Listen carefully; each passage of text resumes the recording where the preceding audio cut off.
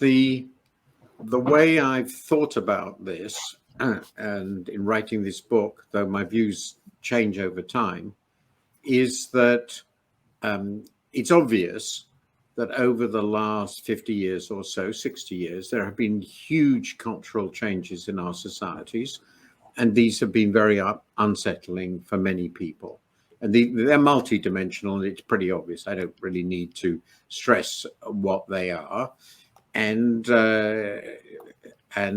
their impact. But I argue, in addition to that, and this was before the financial crisis, two other things happened.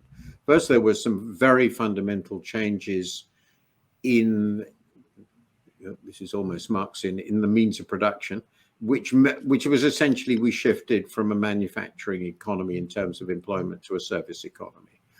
And this changed the status, quite particular economic status, of the dominant factory workers, who used to be a gigantic proportion of our labor forces. It was close to half our labor force was employed in manufacturing in the UK after the Second World War. And this was overwhelmingly male, and overwhelmingly people who'd left school early. They were not university educated people. Because there were so many, because the factories were so important, because the trades unions they belonged to were so influential in the workplace and could organize the workplace well, they were really socially very powerful. And the political parties they supported, like the Labour Party and the Democrats and the Social Democrats in Germany, so were very, very powerful too. That was declining consistently throughout the last 40, 50 years. At the same time, a new class was emerging whose implications, I think, have only begun fully to understand in the last 10 years or so, which is, let's put it crudely, people like us, people who've been to university.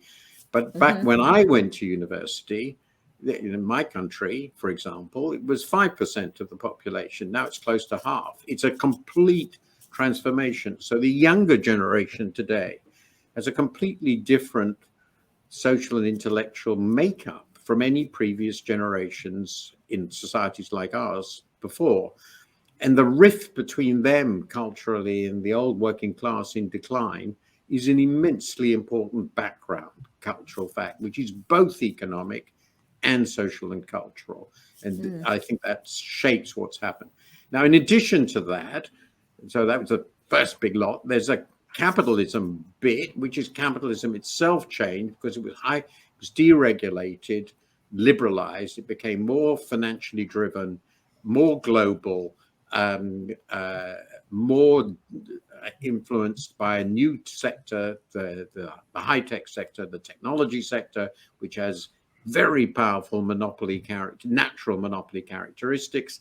And in addition, an erosion of competition policy went along. And this created what I refer to as a burgeoning financially based rentier capitalism, if you like. Rigged capitalism is a more loaded way of putting it. Now, these things together created some very powerful trends, which we've already discussed in terms of income distribution and wealth distribution. Yep. And it created one specific problem, which was very profound, which is the distribution of income shifting in this way. There's a lot of very good work on this, tended to weaken domestic demand because demand shifted to high saving people. But the world as a whole wanted to provide savings, particularly to the US and UK, a few other developed countries, because they found the export-led growth model, I will go into detail, too comfortable. And the result was to sustain demand. This is the theme of my previous book, The Shifts and the Shock. The sustained demand in our countries, Raghuram Rajan of Chicago University made the same point earlier. We had to drive a colossally powerful credit engine.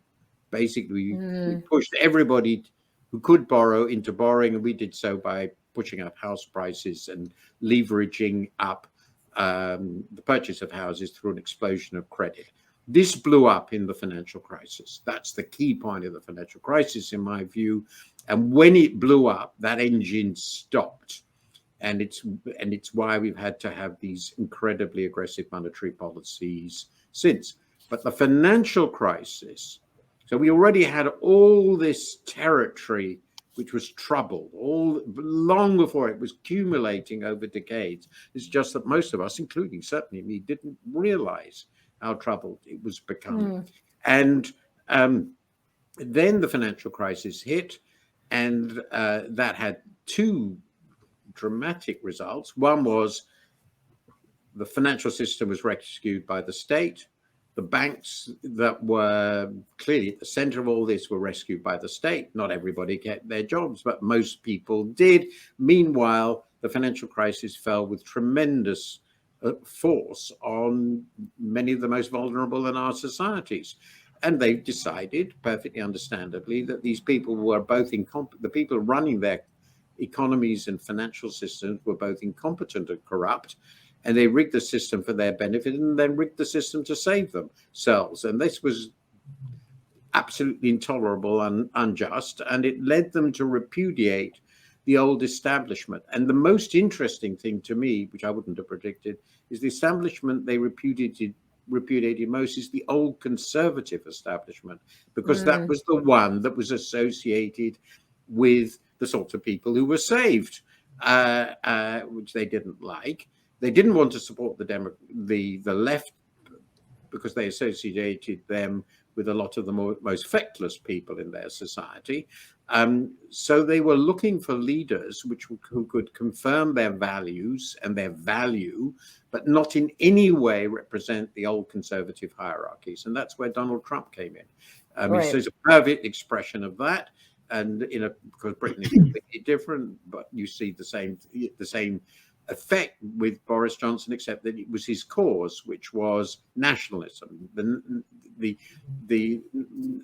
national assertion became a part of this. Now, this is a very long story, but nonetheless a very, very summary version of my story about how we got where we are in a society in which a very large proportion of the population, and particularly the old working class, if you like, depending on what they do, but the old working class are deeply disenchanted with politics as they are and are looking for the sort of leaders I referred to earlier.